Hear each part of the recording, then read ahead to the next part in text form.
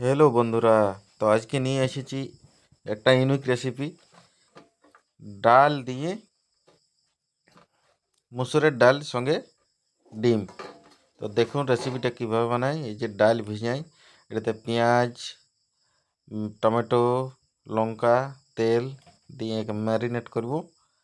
তো এখন এই যে হলুদ সব দিয়ে ম্যারিনেট করা হবে।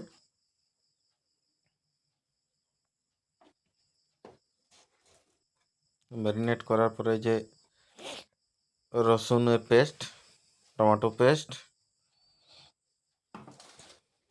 দিয়ে ম্যারিনেট করলেও ভালো করে লবণ দিয়ে আর করে, এরপর এটাকে দিয়ে দিব জলে।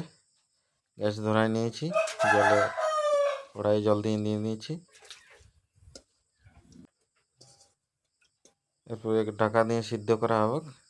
তো এটা আমি চুলায় দিয়ে দেবো, কারণ গ্যাসে চুলায় ভালো হবে, কাঠার জলে দেখি দেখি জ্বালিয়ে হবে। লবণ দিয়ে দিচ্ছি পরিমাণ মতো।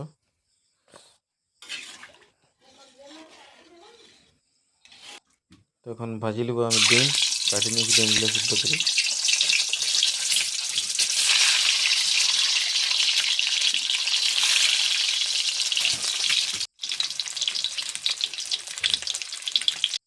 তো দেখুন বন্ধুরা, ডাল আমার কমপ্লিট হয়ে গেছে, সিদ্ধ হয়ে গেছে। এটাকে আমি ছঁকি নেব। ওটার জন্য এই যে ফোড়ন দিলাম, রসুন, লঙ্কা, 5 ফোড়ন। এটাতে এখন ছঁকি নেব ডালটা, দিয়ে দিলি। ডাল আমার ছঁকা কমপ্লিট হয়ে গেছে বন্ধুরা।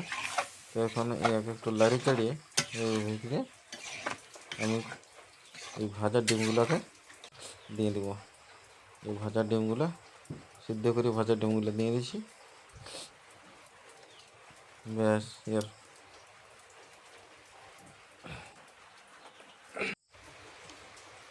এখন দিয়ে দেবো গরম মশলা।